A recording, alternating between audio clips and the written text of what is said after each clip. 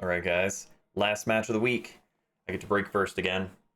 By the way, I don't know if I mentioned this, but it is alternate break, and typically the home team breaks first. The player from the home team breaks first. Pretty sure that's right. Um, this one was interesting. So the last one of the night, and I had won all four already from that night.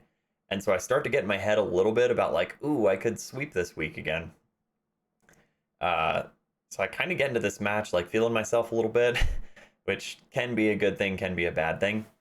And then while I'm sort of scoping out the table, my opponent was saying something on the side, like loud enough for me to hear, where he was like, "Oh, geez, like I might not get a shot this game," like in sort of a complimentary way, but definitely playful, like borderline sharking. Like I'm gonna put it out there enough to just like throw an additional layer of pressure. Which like that type of stuff doesn't usually do too much to me. Um, the out here, the trickiest part is really four to the five to the seven.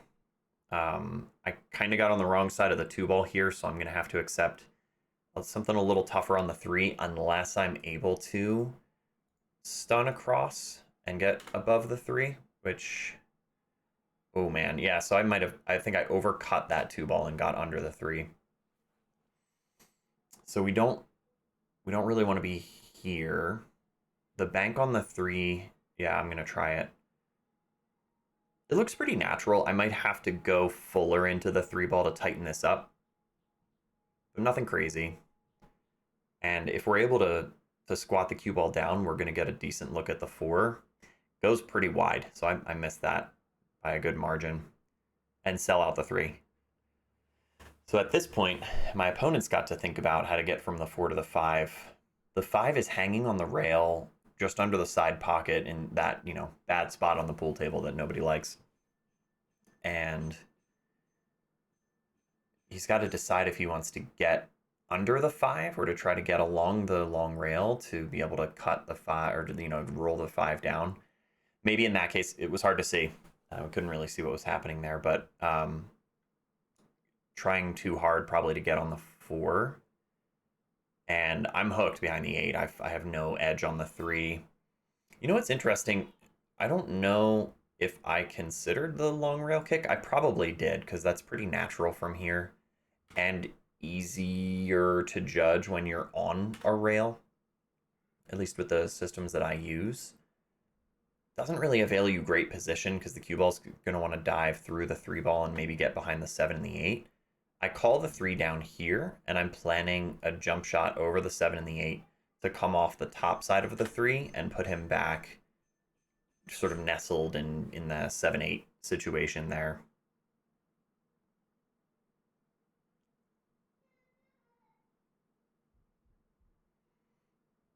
Get him in there. Yeah, nice. That worked out great. It was really just about the cut angle on the three.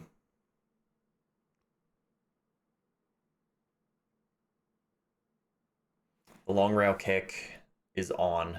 You just have to kind of know how to judge it. It's a little close to the rail. I might be tempted to call the three inside, the right-hand side here, and just do my best to make a good hit. My one rail kick system, the sort of parallel shift one, should be useful in this situation because the one and the three are about the same distance off the rail.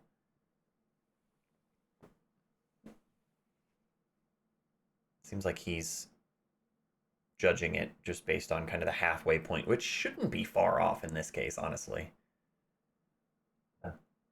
Still a missable ball. And if you hit it at the wrong speed, it's going to roll off or tighten up too much. He's looking at something else now. I don't know, maybe the cut angle?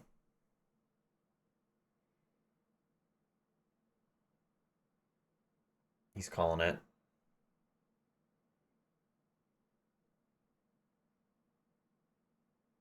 Rolled off, yeah. Just a little too wide. It really didn't miss it by much. So ball in hand here, and again, we got to think about how to get from the four to the five. I'd probably try to play down here. I would think about getting below the five and with an angle to dive into the rail and get up above the 7. So playing out into this window should be reasonable. Probably start the cue ball over here and roll through. I'm just double checking my 5 ball. Yeah, that seems pretty natural. Maybe get down table a little bit to avoid the 10. This is that thing that I mentioned about the speed of the table, where this is my first game on the table of the night, and I don't have a good feel for it yet. Trusting this kind of roll, yeah, it can go wrong. That's silly. I had plenty of room. I could have just come, a bit farther down table to not bring the 10 into play. I call it in the corner, and we can still go rail first here. Went really full into the 4. And this is tough. We're selling out. This is the second shot we've sold out in this game.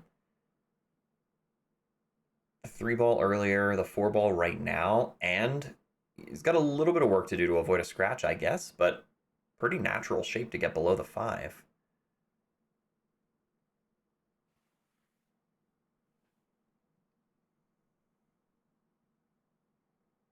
I think this is just sort of a rolling ball.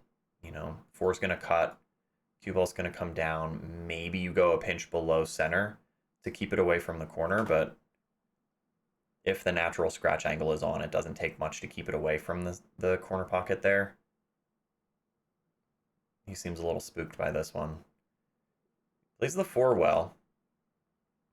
And he'd been thinking about it. Was interesting because he pointed at this rail earlier. Like he kind of knew that he was going to end up coming around table. And these are risky. A little too full into the 5, came right off it. We got to level out here. We're a little too loose. But ball in hand, 5 balls to get out. Pretty simple layout. I'm just picking my window here for the 7. This is keep it simple. You could roll the 5 into this side pocket right here and go up table that way.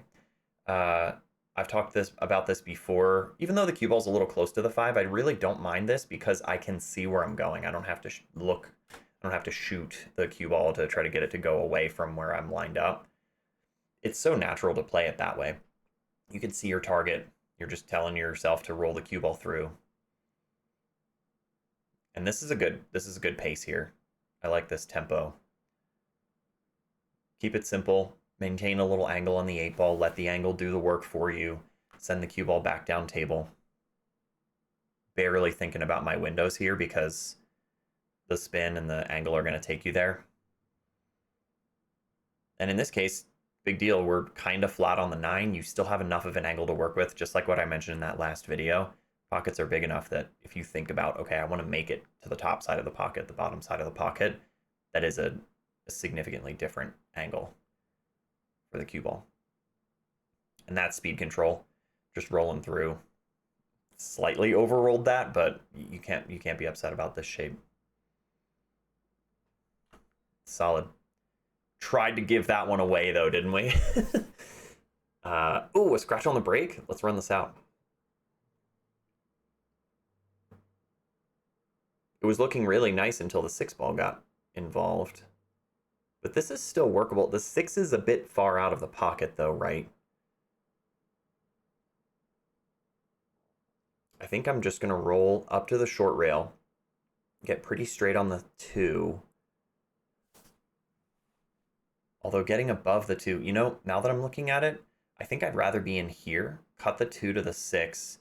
Cue ball comes up off the 2, and the 2 ball is going to end up somewhere in that area. But if I remember right, I do try to get pretty straight on the 2. That's just a tactical error. I remember getting the shape. I remember getting where I wanted to go, but it wasn't a great choice. Like 99% sure that's what I'd go for here. But I don't love that. I think it's safer to take a cut on the 2 and make sure that you get above the 3 so you have a look at the 2 later. From there, it's just sort of like solve the 4. but it's a straight in shot, 4 to the bottom corner, and then you have a look at the 5. The 6 is already down. Nothing crazy. To be clear, this is still workable. Like, I can still make this 6 ball, and I should be able to give myself a look at the 2. Well, I don't love that. 2 full into the 6. Maybe I had to play it like that, kind of cut on the 6. I just go safe here, I guess, right? Hide the 2 and send him down table. Get the 2 ball in there.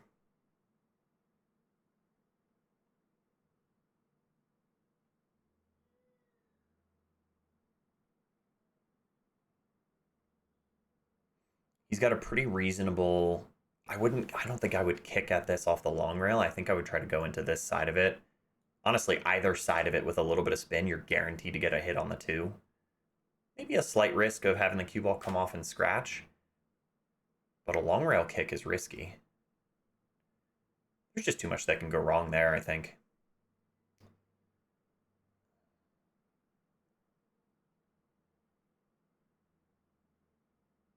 Look at my line for the 4. Getting from the 3 to the 4 shouldn't be too tricky, and I'm hoping that I've learned my lesson from that previous shot where I got myself hooked behind the 10 in the last game. I know that I need to get down far enough that even if you have a bit of a back cut on the 4, it's still workable. Yeah, maintain the angle on the 3. It's always going to send you down table.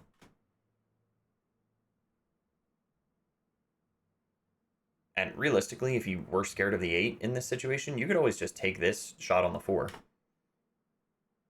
You don't even have to try to mess with the 8 ball here at all. I do mess with the 8 ball, though, big time. And I almost get behind it.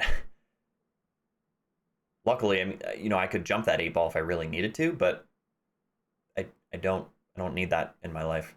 I'm just trying to get out. Plenty of room. It would have been nice to get below the 7 to not have to play this combo, but I'm just sort of feeling invincible at this point, and I don't love that shape. I think a stop shot would have been nicer to get straight on the 7. You cannot take these for granted, these combos. This is good. I'm taking my time, not really rushing it, but I was feeling pretty good by the end of the night here, so I think I do rush this a little bit. Oh man, yeah, so honestly didn't miss it by that much, but it came into the point which, for me, for where I'm at and the accuracy of the pockets and everything, like I've been talking about, that's a considerable miss, even on a combo. As long as he plays good on the 8, yeah, he just kind of hammers that in. He doesn't love that, though, so maybe he was trying to get back above the 8 ball for the 8 in the side. He should still be able to make this work, though. If he makes a good shot on the 8, it really doesn't threaten the side pocket here. Makes a good shot on the 8, he should be fine. 8's going. 10 ball's dressed up.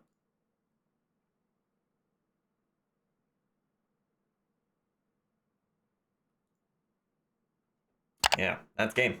So 1-1. Not terrible, definitely wanted the sweep. It's not a big deal, but played good. Made some mental mistakes, just sort of like judgment stuff that was coming up. So we're going to try to tidy that up a little bit. But for the most part, feeling good. Winning a lot of games. Curious to see where the Fargo goes. And yeah, more content is on the way. I'll see you guys again soon.